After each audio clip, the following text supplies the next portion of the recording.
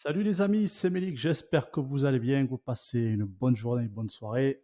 N'oubliez pas, s'il vous plaît, de liker la petite vidéo avant de démarrer, ça me fait toujours plaisir et ça m'aide pour les vues sur mes vidéos.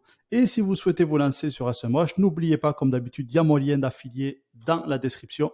En passant par mon lien, vous aurez, comme d'habitude, une semaine gratuite avec SEMrush et vous aurez un coaching offert de 30 minutes. Donc, sur cette partie, l'épisode numéro 9 de la formation, je vais vous parler de mon outil favori. Donc, on va prendre un tout petit peu de temps dessus. Peut-être que ça va durer autant de temps que les autres, mais je vais vous parler de Keyword Magic Tool. Donc, c'est tout simplement une mine d'or pour vous, puisque si vous voulez vous lancer dans un business, vous allez très vite valider ou non une niche grâce à cet outil. Et surtout, vous allez savoir tous les autres mots-clés qui sont tapés sur Google auxquels vous n'aurez jamais pensé. Et surtout, ça va vous donner des nouvelles idées de business. Je prends mon cas, je fais de l'affiliate marketing. L'affiliate marketing, c'est quoi? C'est le fait de faire pour ma part, sans dévoiler la méthode, parce que vous avez la méthode complète tout dans la description, mais c'est le but de promouvoir des produits, des services d'autres entreprises et de recevoir des belles commissions et d'avoir des revenus récurrents en automatique grâce à ça. Et je me sers en priorité d'SEMrush parce que SEMrush, ça va me valider ou non mon idée d'affiliate marketing. Donc, Keyword Magic Tool, c'est, comme ils disent, trouver des millions de suggestions de mots-clés pour votre SEO. Je vais juste descendre, comme d'habitude, je vous montre la petite présentation et ensuite, je vous présenterai ça à ma méthode. Saisissez un sujet et obtenez la liste des mots-clés les plus adaptés à vos besoins. Effectivement, on va partir d'un mot-clé principal, comme je vous dis à chaque fois, toujours d'un mot-clé principal, et on va avoir toutes les caractéristiques des mots-clés. Quand on descend, effectivement, ils disent que la recherche de mots-clés devient un jeu d'enfant. Et c'est vrai, puisque là, on va pouvoir tout regarder. La difficulté des mots-clés, à quel point c'est recherché, le volume, les mots-clés suggérés, toutes les questions ou autres. Et ensuite, on pourra créer une liste de mots-clés. Ça sera la vidéo suivante, où je vous montrerai en quelques minutes comment on crée une liste de mots-clés et comment on l'utilise pour son projet. Donc, je vais taper mon mot-clé principal. Je vais revenir sur l'exemple de tout à l'heure qui était four à pizza, si vous avez suivi ma vidéo précédente. Donc, j'écris four à pizza de la vraie manière avec la bonne orthographe et je vais choisir France puisque je souhaite lancer mon business en France. Je fais rechercher et là, c'est mon interface favorite. Enfin, vous me bandez les yeux, je pourrais vous dire exactement où est quoi sur l'interface. Donc, sur cette interface, je vais avoir quoi? Mon mot-clé principal. Le mot-clé que j'ai mis, c'est mon mot-clé principal. J'ai pas mis four, puisque four, c'est trop généraliste.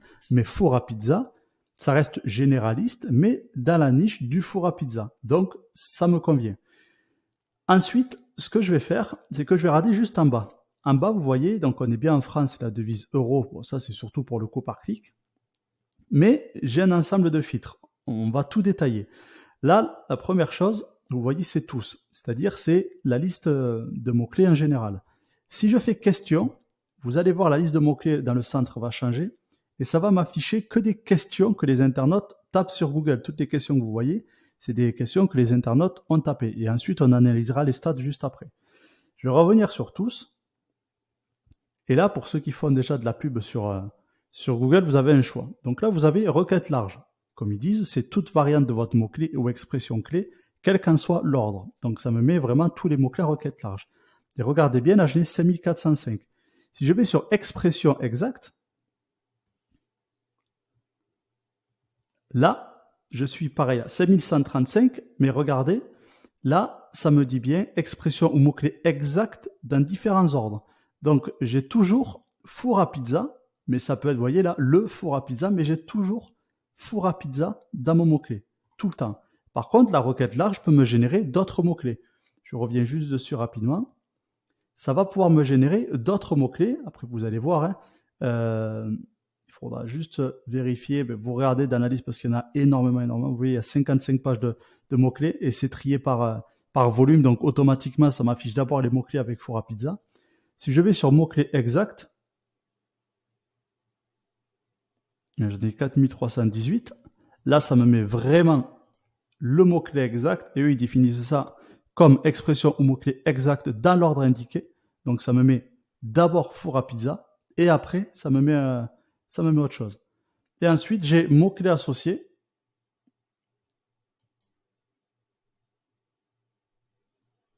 Donc là, j'en ai 521. Je regarde pas trop cette liste de mots-clés parce que c'est pas vraiment des mots-clés précis. Généralement, c'est des mots-clés où il y a des fautes d'orthographe ou autre. Dans la vidéo précédente, je vous parlais de ce mot-clé. Vous voyez, four à pizza, où il n'y a pas l'accent avec un A. De toute façon, Google va quand même afficher vos résultats de recherche si la personne elle écrit avec ou sans accent, mais vous vous doutez bien que dans notre site, on ne va pas s'amuser à écrire four à pizza sans accent en se disant oui, je vais l'écrire sans accent parce que ça va bien le référencer ou autre. Non, ça c'est une erreur professionnelle. On ne met pas de faute d'orthographe sur un site puisque pour ceux qui ont déjà vu mes vidéos quand je parle d'e-commerce ou autre, je dis toujours que quand il y a une faute d'orthographe sur un mot, mettez-vous à la place de l'internaute, il y a de fortes chances que vous partiez en courant. Donc moi ce que je fais, c'est que je vais revenir sur requête large. Et comme ça va m'afficher une liste globale de mots-clés. Et après, on va trier. Je vais tout vous détailler et ensuite, on va trier. Juste en bas, c'est le volume. Vous allez pouvoir trier par volume de recherche. Donc là, vous voyez que, par exemple, les premiers, je vais aller jusqu'au 10e environ, on est entre 1000 et 6000. Donc, par exemple, je peux filtrer juste en mettant, allez, moi, je veux cibler des mots-clés qui ont minimum, 1500. Du coup, logiquement, ça va m'en afficher que 4. Je fais appliquer. Effectivement, ça m'a affiché que 4 mots-clés. Donc ça, je vais l'enlever. Ensuite, il y a une donnée qui est extrêmement importante et je me fie d'abord sur ça. C'est la première chose que je regarde avant de faire un travail de référencement. Vous voyez là, sur la colonne KD c'est la colonne Keyword Difficulty. C'est la difficulté du mot-clé. Donc, je vous lis la définition de SEMrush. La difficulté du mot-clé vous indique le degré de difficulté que rencontrerait un site web pour se classer organiquement, donc naturellement, dans le top 10 de Google pour le mot-clé analysé. Plus le pourcentage est élevé, plus il sera difficile d'obtenir un classement élevé. En d'autres termes, SEMrush a une échelle qui va de 0 à 100 et en fonction du chiffre, c'est plus ou moins compliqué. Vous allez avoir le vert foncé, là ici, par exemple, vous voyez là, c'est très facile. Le mot-clé, c'est four à pizza Lidl 2023. Là, c'est très facile. Là, quick four à pizza, là aussi, c'est très facile. Quand je mets la souris dessus, ils me disent vos chances de commencer à classer de nouvelles pages. Là, vous voyez, quand vous cliquez sur Keyword Difficulty, vous avez toute l'échelle avec le i. Vous voyez, et quand vous mettez la souris dessus, ils vous disent en fait ce que vous avez besoin de faire pour vous positionner sur ces mots-clés. Si vous voulez afficher que les mots-clés très faciles et faciles, vous allez mettre de l'échelle 0 à 29. Vous voyez là, de 0 à 29. Je fais appliquer et regardez, on passe de 5405 mots-clés à 309. Donc là, j'ai une liste réduite déjà de mots-clés de 309. Donc là, ça veut bien dire du coup que j'ai déjà une bonne liste de mots-clés sur lesquels je dois travailler ou une liste de mots-clés sur lesquels je dois faire de la publicité sur Google Ads. Et j'ai quand même un volume total de 58 390 potentiels internautes qui pourraient venir sur mon site. Par contre, ce qui est intéressant, c'est que la difficulté moyenne de tous mes mots-clés, du coup des 309 mots-clés, elle est de 15%. Alors que si j'enlève tout, là, on passe de 58 000 à 88 000 mots-clés. Ça veut dire quoi? Ça veut dire que la majorité des mots-clés, vous voyez, il y a toujours des petites analyses à faire, c'est que la majorité des mots-clés, donc 58 000 sur 88 000, sont très faciles à référencer, puisque là, la difficulté moyenne de tous les mots-clés sur four à pizza, elle est que de 16. Et n'oubliez pas, 16, c'est juste au-dessus de très facile. On est à l'entrée de facile. Donc là, on est sur une niche qui est parfaitement exploitable pour ceux qui veulent faire de l'affiliate marketing. C'est vraiment top. Là, vous regardez ma vidéo, demain vous lancez sur ça, il y a pas de souci. Par contre, encore une chose intéressante, c'est que pour ceux qui font de la publicité en ligne sur les fours à pizza, là, vous voyez que mon coût par clic moyen, là, on est sur 34 centimes. Pareil, là, juste là, vous pouvez filtrer votre coût par clic. Vous dites, bon, moi, je veux pas dépenser plus de 50 centimes par mot-clé, donc je veux afficher tous les mots-clés, qui me coûtent maximum 50 centimes. Je vais faire afficher. Et donc là, j'ai tous mes mots-clés, j'ai encore mes mots-clés principaux, et là on est à 34 centimes, 33, 26 centimes. Donc là, c'est quand même très intéressant. Il y a un système de balance, comme je dis à chaque fois, on me pose la question, ou on me l'a posé, oui, est-ce que je dois faire du référencement payant et du référencement naturel en même temps? Ça va dépendre déjà de votre objectif final. Par contre, si vous lancez votre activité et que vous avez peu de trafic, bien sûr que vous devez faire de la publicité payante. Par contre, dès que le référencement naturel prend le relais, à ce moment-là, vous pouvez baisser vos dépenses publicitaires puisque derrière, vous gagnerez de l'argent grâce au référencement naturel. Et vous verrez que votre taux de conversion avec le référencement naturel sera logiquement plus élevé qu'avec du référencement payant, sauf si votre annonce est extrêmement qualitative et que là, vous avez parfaitement bien ciblé votre audience et que vous avez ciblé des mots-clés exacts. Bon, ça, c'est une autre chose, ça crée souvent des débats. Mais là, dans tous les cas, on reste focus sur le référencement naturel. Je vais enlever le filtre sur le coût par clic et je vais juste regarder un petit filtre dont on n'a pas parlé, c'est l'intention. Là, vous voyez, j'ai une colonne où j'ai des I, des T, des C, j'ai même du N. En fait, il y a plusieurs intentions, il y en a 4. C'est informationnel, l'utilisateur souhaite trouver une réponse à une question spécifique. Navigationnel, l'utilisateur souhaite trouver une page ou un site en particulier. Commercial, l'utilisateur souhaite se renseigner sur des marques ou des services. Et transactionnel, l'utilisateur souhaite réaliser une action, c'est-à-dire une conversion. Voilà. Donc, ce qui est intéressant quand vous faites du e-commerce, c'est commercial et transactionnel. Là, je vais pouvoir filtrer. Donc, on va passer, regardez là, juste ici, de 5400 mots-clés et 88 000 recherches à 245 mots-clés et 45 000 recherches. Donc là, c'est intéressant parce que là, tous ces mots-clés, ben, on est sur du commercial ou du transactionnel. Et là, vous voyez, ma keyword difficulté, on est à 15%, j'ai que des mots-clés faciles, très faciles à référencer. J'en ai 2 ou 3. Vous voyez, j'en ai juste vu 2. Vous voyez, j'ai même un mot-clé, là, je suis à 0. Four à pizza, bois, Portugal. Je suis à 0. Mais il y a quand même 170 personnes qui tapent ça par mois sur Google. Donc là, tous ces mots-clés sont faciles à référencer. Voilà. Meilleur four à pizza, bois extérieur. Commercial, 390 personnes par mois, donc ça veut dire qu'il y en a quasiment presque 5000 par an. Et là, on est à 5. Vous avez juste à faire 2-3 articles de blog, à faire un bon maillage interne ou des pages sur votre site. Et là, derrière, vous êtes sûr et certain d'avoir du trafic. Et là, vous faites de l'affiliation avec Amazon, vous redirigez les gens vers Amazon et vous gagnez un joli pourcentage sur les ventes, sachant qu'un four à pizza, ça coûte pas 37 €. Donc là, vous allez gagner quand même des belles commissions pendant que vous dormez, puisque vous avez fait du contenu, vous avez fait un site dédié au four à pizza et vous avez parlé du meilleur four à pizza bois extérieur. Voilà. Donc, là, j'ai une liste de mots-clés. J'ai mis mon intention, commercial, transactionnel. Et là, si je veux aller encore plus loin, j'aurais pu trier par keyword difficulty, mais honnêtement, déjà, j'ai tous ces mots-clés, on n'est que sur une difficulté moyenne de 15%.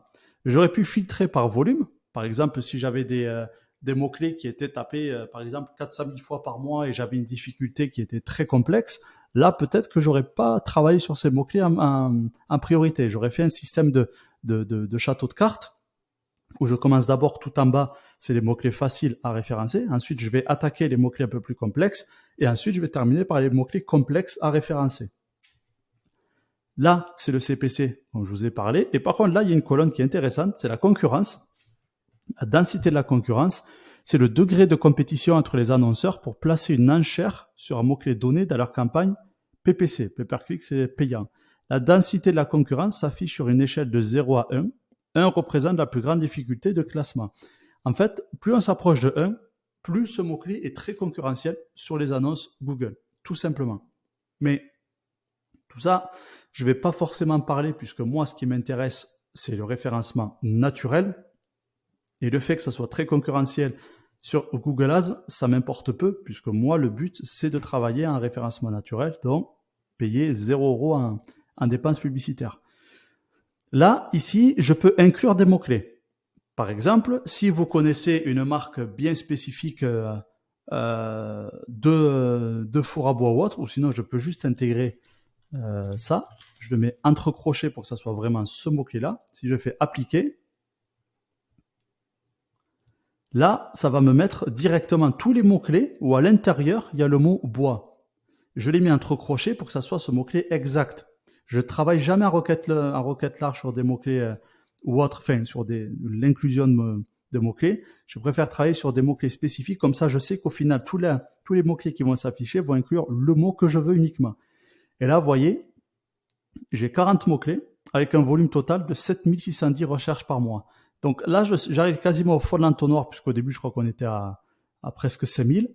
Et donc là, je commence à avoir une vraie liste de mots-clés sur lesquels je veux travailler. Si par exemple, je veux faire un blog de niche ou un site de niche sur les fours à pizza à bois, je vais pouvoir travailler sur tous ces mots-clés. Et tous ces mots-clés vont entraîner plusieurs articles de blog, plusieurs pages si je fais un cocon sémantique ou autre. Voilà, je peux faire quelque chose de très poussé et je peux aussi exclure des mots-clés. Si par exemple, vous voyez, il y a écrit Portugal juste ici, si je veux exclure le mot-clé Portugal, j'adore les Portugais, il n'y a pas de souci avec ça, je fais appliquer et là, ça m'a enlevé 3 ou 4 mots-clés et donc là, j'ai tous mes mots-clés où j'ai le bois à l'intérieur et j'ai plus le mot-clé Portugal à l'intérieur. J'ai des filtres avancés, je peux aussi trier un nombre de mots sur le mot-clé, je peux trier en fonction de la densité de la concurrence avec les fonctionnalités SERP et les résultats dans la SERP, c'est-à-dire là, je peux trier le nombre de résultats, mais ça honnêtement, je l'utilise quasiment jamais, pas besoin d'utiliser. Voilà, donc là au final, j'arrive, grâce à tous ces filtres, à une liste bien spécifique de mots-clés. Maintenant, il faut utiliser cet outil en fonction de votre activité. Là, je vous montre une démonstration comme si je n'avais aucun site internet ni rien. Par contre, si vous regardez cette vidéo et que vous avez un e-commerce ou autre, là, il va falloir bien travailler les mots-clés, que ça soit pour du référencement naturel ou du référencement payant. Ça, je ferai une autre vidéo sur ça par rapport au référencement payant. Mais il faut vraiment jouer à ça. Et là, vous allez vraiment voir, en fait, comment vous pouvez générer d'autres mots-clés grâce à votre mot-clé principal. Et je vais vous faire une autre démonstration. Je vais enlever tous les filtres. Voilà. Là, je reviens à mes 5400 mots-clés. Là, il y a une chose que je vais vous montrer, c'est juste ici, là, vous voyez la colonne à gauche, par nombre ou par volume. Là, en fait, je peux trier. Je vois que, par exemple, dans mon mot-clé four à pizza, si j'inclus le mot bois, j'ai 757 mots-clés. Regardez, si je clique dessus, donc là, ça m'a mis 757 et j'ai le mot-clé bois à l'intérieur. Peut-être que vous allez vous dire, oui, mais tout à l'heure, on en avait moins. C'est normal parce que j'avais mis l'intention commerciale et transactionnelle. Là, c'est toutes les intentions qui sont affichées. Voilà, n'oubliez pas que si on fait de l'affiliate marketing, les gens ne vont pas directement acheter le produit, ils vont quand même se renseigner. Donc, il faut laisser informationnel et navigationnel. Là, j'ai tous mes mots-clés qui s'affichent. Si je veux mettre tous les fours à pizza Pierre, là, j'en ai 265. Voilà, Pierre. Enfin, j'ai Pierre partout. Gaz, etc. Vous avez compris. Là, je peux trier aussi par volume. Je peux voir la même chose, mais par volume de recherche. Je vois que, par exemple, bois, j'ai 13 000 recherches par mois. Électrique, j'en ai 4650. Là, je vois que j'ai une marque, j'ai 5310 recherches par mois. Voilà, ça, c'est quelque chose que je peux faire.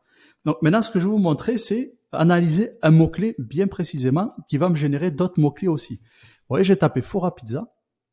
Si je clique ici, vous voyez là, four à pizza, ça va m'ouvrir un nouvel onglet. Et là, je vais avoir l'analyse précise en fait du mot-clé four à pizza. Et c'est un peu ce qu'on avait vu tout à l'heure sur vue d'ensemble des mots-clés. Si vous avez suivi les autres vidéos que j'ai fait. Et là, automatiquement, ça me donne des mots-clés associés ou des idées de mots-clés. Je vais cliquer sur afficher les 5405 mots-clés. Donc, ça revient sur Keyword Magic Tool. Et là, on retombe ici. Et là, je peux faire la même chose avec tous les autres mots-clés. Donc, je vais prendre l'exemple de four à pizza bois. Vous avez compris le système? Je navigue entre chaque mot-clé et ça va me générer d'autres mots-clés. Donc là, j'ai 757 variantes de mots-clés. Donc, je vais cliquer dessus. Et là, du coup, j'ai four à pizza bois et ça me redonne une nouvelle liste de mots-clés, notamment par rapport à ça. Et là, je peux jouer avec tous les autres mots-clés. Voilà, donc il faut vraiment utiliser Keyword Magic Tool de façon à fouiller tous les mots-clés.